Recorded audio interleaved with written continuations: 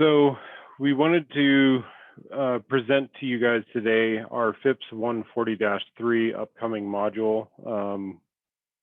For those who aren't tracking or aware, FIPS 140-3 is the new standard replacing the prior standard of FIPS 140-2. Just kind of a brief overview of our company. We have office locations in Seattle, Washington, Portland, Oregon, Rescue, California, Tokyo, Japan, Brisbane, Australia, and Mobile, Alabama, as well as some other satellite locations throughout the world. So we're a global company, and we're happy to be presenting to our Japanese audience today. A little bit on what is FIPS 140-3 and why is it replacing the old standard. The goal was to make the standard more international.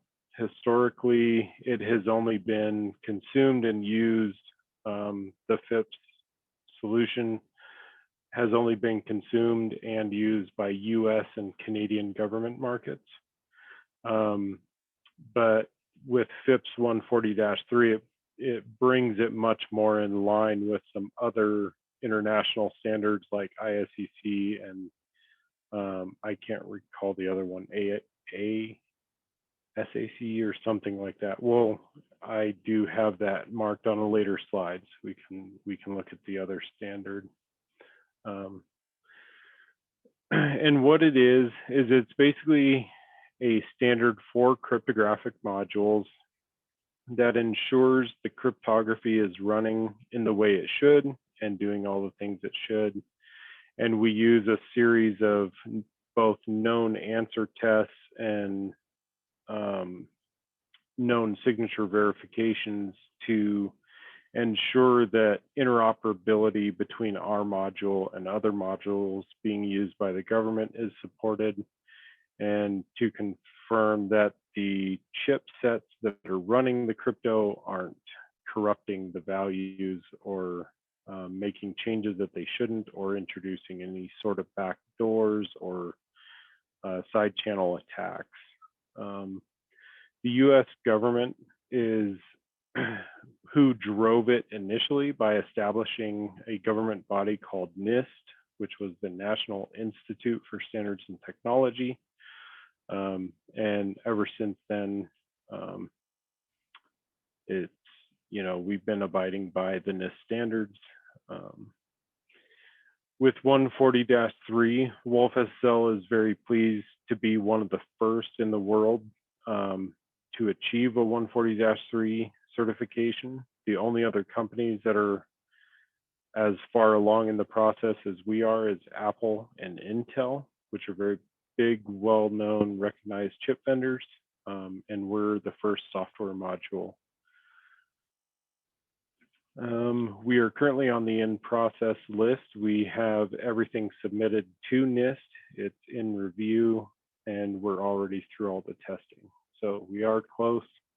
Now it's mostly a waiting game on the government to issue our certification at this point. The brief timeline here gives you kind of an overview of the life of 140-3. So it became effective in September of 2019. They opened up testing for 140-3 in September of 2020. I think we were in by January. It took us a little while to get the ACVP clients written and everything to be ready for testing once the RFCs were released.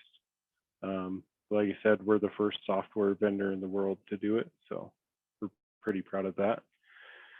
And September 22nd of this year, after that date, only 140-3 submissions will be allowed, and all 140-2 testing will end effective September.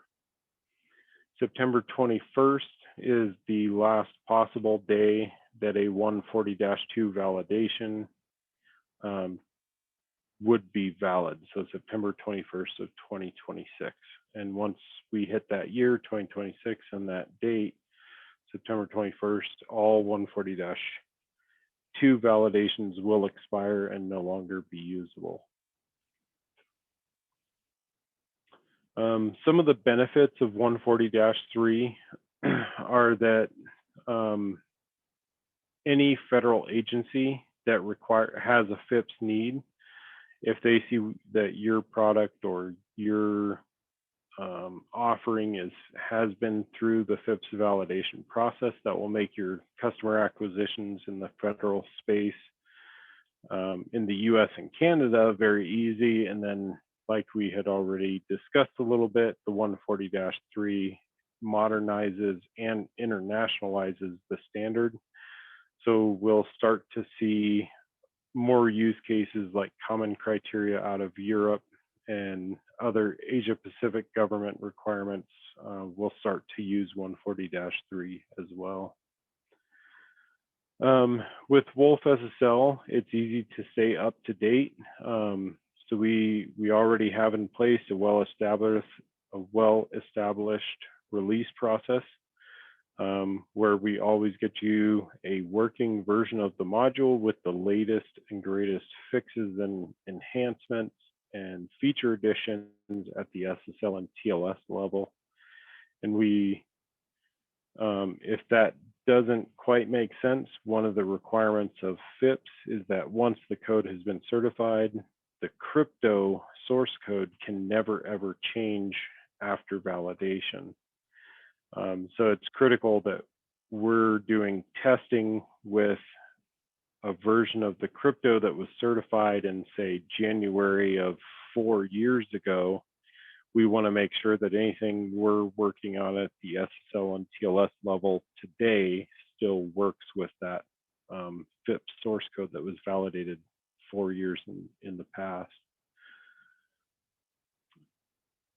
140-3 has stricter requirements and standards, which gives your customers greater assurances in their security solutions.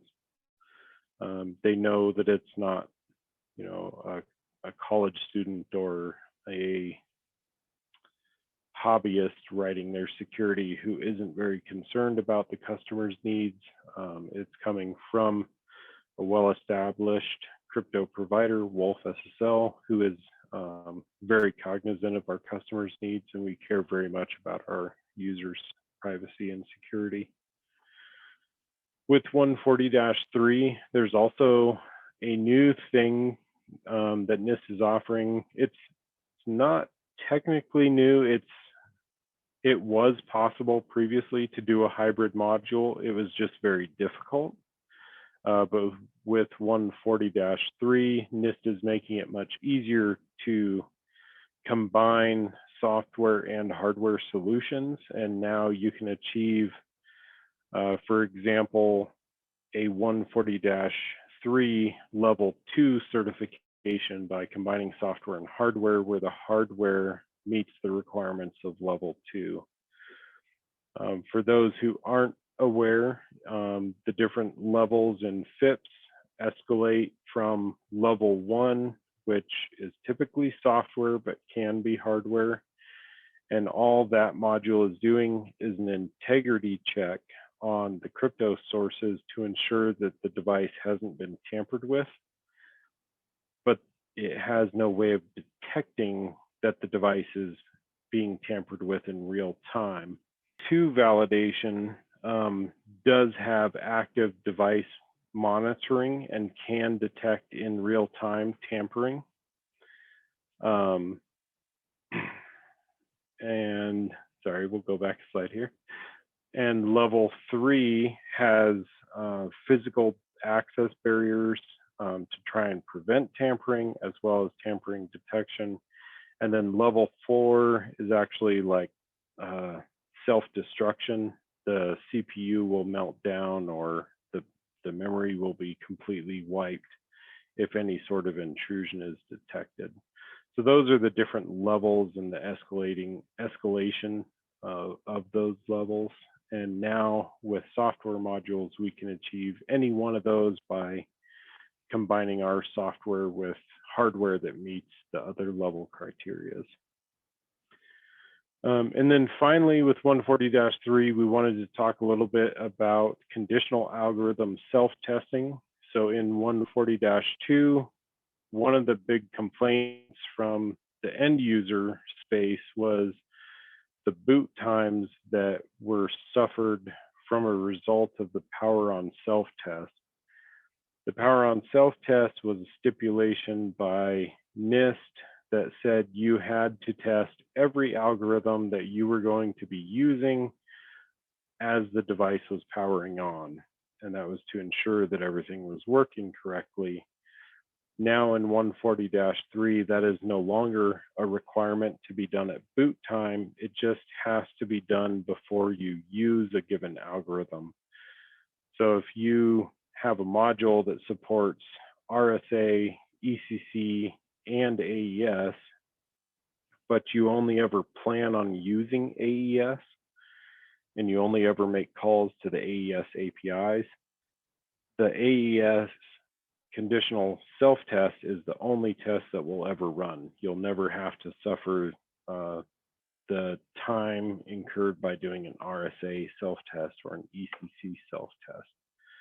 And so this greatly improves boot times and runtime performance as a result of that.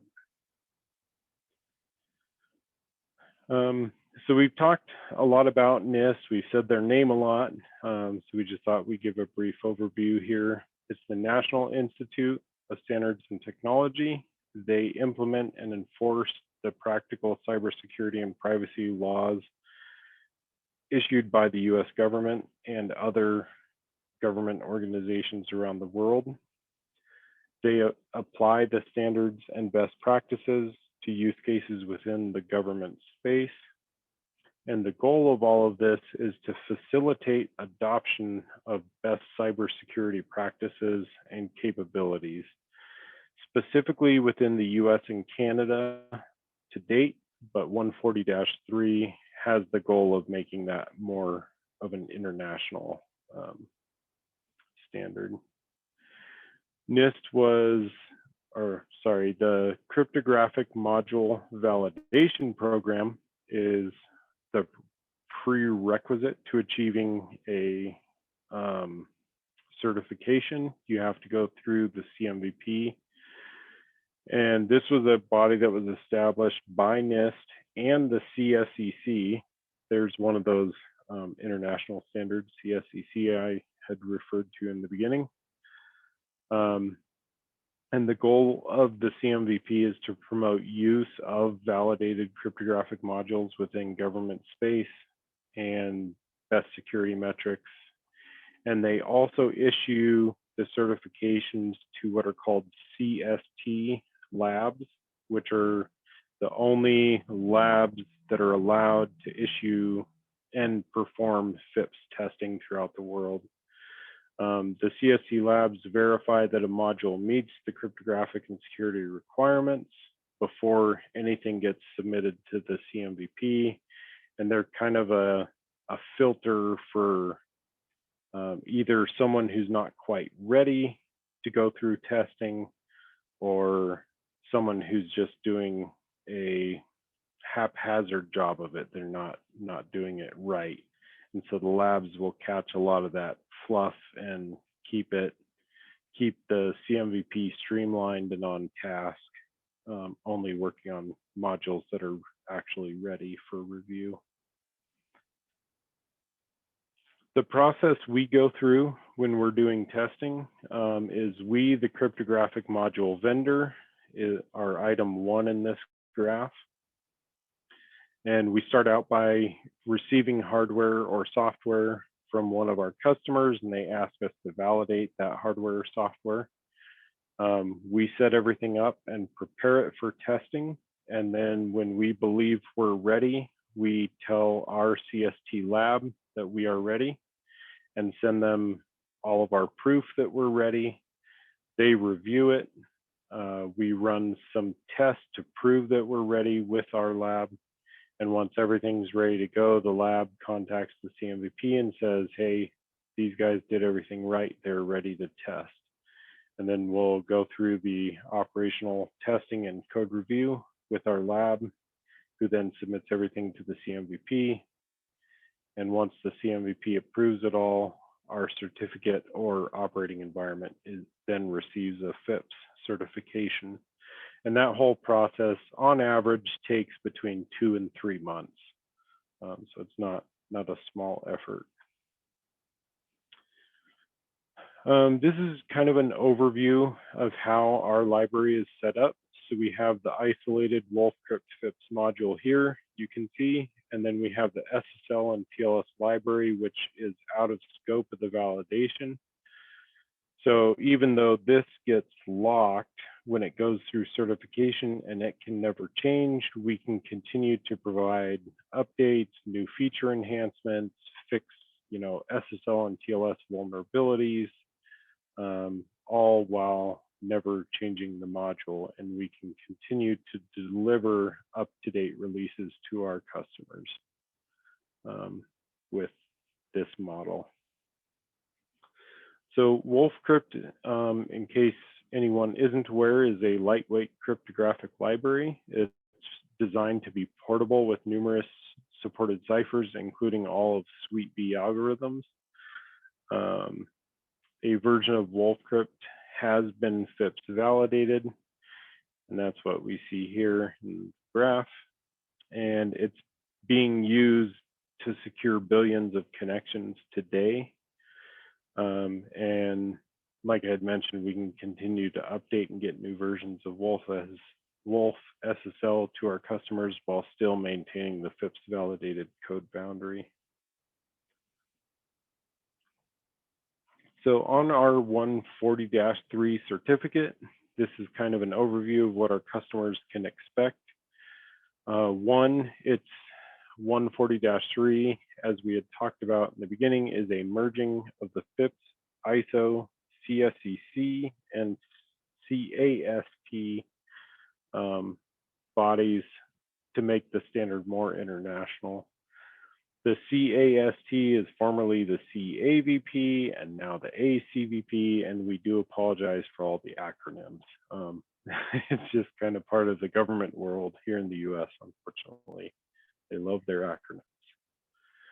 acronyms. Testing has been streamlined with 140-3, and we only test algorithms that are actually actively being used. Like we had mentioned, we're no longer forcing that power-up self-test of every algorithm on all users. wolfSSL has added TLS 1.3. We were one of the first in the world to offer a commercially available option for TLS 1.3. And we've also added TLS 1.2 KDS to the new FIPS boundary. We've also added our SSH KDF to the FIPS boundary for use with our wolfSSH product, which is a lightweight embedded SSH client and server implementation. And we've also added 4096-bit support for the RSA algorithm, as well as SHA-3 hashing with ECDSA. And finally, we've removed the triple DES algorithm, which has been considered insecure for quite some time. This was not a requirement from Nist. This was something we chose to do for the sake of our users. Nist will still test triple DES if users want it. We just thought, for the sake of our users' security, it was time to remove it from the FIPS module. There's a term you hear a lot when you're dealing with FIPS and FIPS certifications, and that term is OE, and that stands for operating environment. And this is what Nist validates. So a lot of times our customers expect to be receiving a crypto module that's FIPS validated, and that's true. But one of the requirements from Nist is that that crypto module be running on a specific operating system and on a specific chipset. And if any one of these three items changes, the OE as a whole has changed and then needs to be revalidated.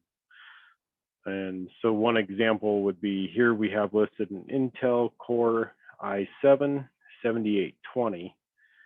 And if this changed to an Intel Core TM i7 6300, for example, that would be considered by Nist a different chipset in a wholly unique operating environment and would need to be revalidated even if the same operating system and Wolfcrypt version were being used. When you might hear this term is any time that you're speaking with a potential FIPS customer or with one of our support staff. A lot of times we talk to customers who aren't quite sure what OE is right for them. For example, we have a lot of customers that offer SaaS or software as a service solutions, and it might be running in the cloud on Amazon Web Services. So they don't actually know what chipset they're running on. They don't know what operating system, because Amazon just offloads their stuff to some computer. They aren't sure what it is. And in those cases, a lot of this is going to be driven by your customer and market and what the needs are. And so we've worked with 2 companies now that have been working with cloud solutions and software as a service like that. And we help them get a good model for setting up an isolated, what we referred to as an island or cluster of computers that all had the same operating system, the same chipset, and the same Wolfcrypt version running. And then to access that specific cluster, customers had to pay a slightly larger fee to gain access to that cluster and utilize the FIPS solutions. And that was to help those customers of ours recoup the cost of doing a FIPS certification, which is not a cheap endeavor. Desktop doesn't include server, laptop doesn't exclude server, and server doesn't exclude laptop or server. What this is kind of talking about is we can test an Intel with Windows 10 and Wolfcrypt 4.2. We could test that, oops, I apologize. We could test that on a desktop system. We could test that on a laptop system or a server blade system. It doesn't matter what the actual form factor is. What matters is the chipset, the OS, and the crypto module. And wolfSSL can also test on embedded. So we have a proprietary ACVP agent harness that we can use to test even on those little tiny boards that do not have a file system. As long as the board can be communicated with over UART serial or through Ethernet or some other remote means, we have a way to get vectors on, processed, and do everything exactly to spec as Nist requires it. And we're one of the only vendors in the world that offers that for embedded solutions. And to date, we've done, unfortunately, the CMVP will not certify anything without an OS, so we have not done any bare metal. CMVP won't even look at bare metal, but we have done certifications on embedded RTOSs such as OpenRTOS, FreeRTOS, ThreadX, etc. And even some custom ones. So we've had a few customers that it was basically something barely above firmware. It wasn't really an OS. It was more of just a thread scheduling loop or a task scheduling loop. And we were able to help them fill out all the paperwork and write all the justification required by Nist to show that it was in fact meeting the operating system requirements and get them through their certification process and on systems that were not much above bare metal. These are the steps we have for adding an operating environment. We'll try to get a copy of this slide deck to all the attendees today, so you can go back through this slide. It's a little bit busy, and we apologize for that. But the general overview is we have phase 1, which is about 2 to 3 weeks of just doing setup, getting all the paperwork ready, confirming everything works the way it should. And then once we are able to process a set of vectors that we keep a copy of locally and we know the answers to already, then that's kind of our sanity check before going to the FIPS lab and saying, hey, we're ready to start testing. Once we contact our lab and tell them we're ready to start, the very first step is they just get us a set of demo vectors that are basically the same exact thing that we ran in phase 1. And we just have to process those, return them to the lab, and that's kind of our proof saying, hey, we are actually ready to test. Once those pass, then they'll send us some production vectors. We run those. If those pass, then we schedule a date for operational testing and code review. On the date of op testing and code review, I used to have to fly down to San Luis Obispo, California, and do this all in person. We'd sit down with an engineer at our FIPS lab and do the operational testing. With the introduction of COVID-19 to the world, a lot of this process has been moved to a remote process now, and we are able to set up secure VPN tunnels and do testing remotely. The CMVP really didn't want to do it at first, but they did eventually realize that it was required. So we can now get through this 2 to 3 week phase without the flight times and the stayovers at hotels in usually about a week instead of 2 to 3 weeks. So it has cut down the time a bit, which is nice. And then finally, we have phase 3, which is 3 to 6 weeks. Once all the operational testing and code review is complete, we send everything up to the CMVP, who reviews all the evidence that we've gathered along the way in these initial 2 phases. And the CMVP will oftentimes ask questions about parts of the process to make sure everything was done strictly and to spec.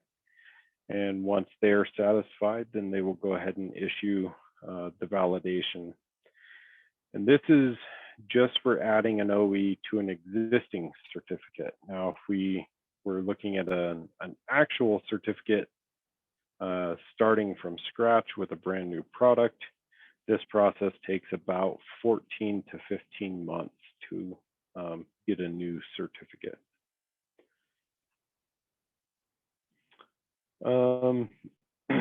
This is a slide showing kind of some of the modules that will, some of the solutions that will benefit from our FIPS module.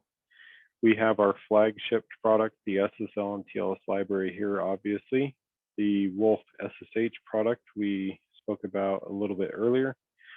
Our Wolf MQTT, which is a pub sub client and works with MQTT brokers and has been well interop tested with many of the existing MQTT brokers to date. Wolf Boot, which is a secure boot solution and firmware update solution. The wolfSSL Java native interface wrappers, which provide both a JSSE provider and a JCE provider. Also other language wrappers like JNI, including Python, C#, etc. And then some of the third-party solutions that can consume our FIPS module are Nginx, WPA Supplicant, StrongSwan, OpenSSH, Apache, STunnel, Lighty, and the third largest party benefiter of all is OpenSSL. I'm not sure if any of the attendees today have worked with OpenSSL in the past, but they did used to offer a FIPS solution. They are no longer offering FIPS, but wolfSSL has OpenSSL supports something called an engine API, allowing users to plug in a third-party crypto source to replace OpenSSL's cryptography. And so through the engine API, wolfCrypt FIPS can be plugged in underneath of OpenSSL, and you're automatically using a FIPS validated cryptographic module with OpenSSL. And so then any services system-wide on your entire system that are consuming that OpenSSL library that has the wolfCrypt engine underneath now is using FIPS validated crypto system-wide. And the end user is none the wiser, and this just all happens in the background like magic. And it becomes a drop-in replacement. So finally, we wanted to talk about the current status of our certification. So I had stated we're hoping to have a certification this year, and we want to be one of the first software vendors in the world to achieve it.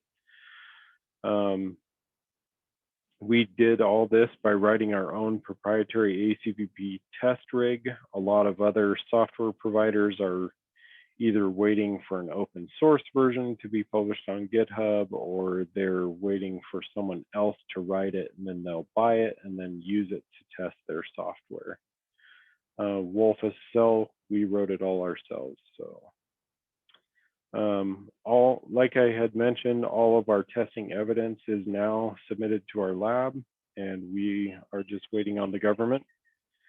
We hope to be out of, so when this slide was made, we hadn't submitted to Nist yet. We now have, since this slide was made, submitted to Nist, and we hope to be out of Nist in the next couple of months. And we expect to have the first 140-3 crypto certified certificate for a software vendor by September of this year. Obviously, that depends on the government schedules and their turnaround times. We're kind of at the mercy of the US government for now. Our in-house testing rig supports algo testing on backend systems such as Linux, Windows, Mac OS, and also embedded IoT and edge devices. And the engineers involved in this FIPS process are actively providing support to any of our customers that have FIPS questions or needs. So if you do have questions after this webinar and don't have a chance to get your questions answered here today, please feel free to email our support at wolfSSL.com after the webinar with any questions you have, and we'll be happy to get a response out to you.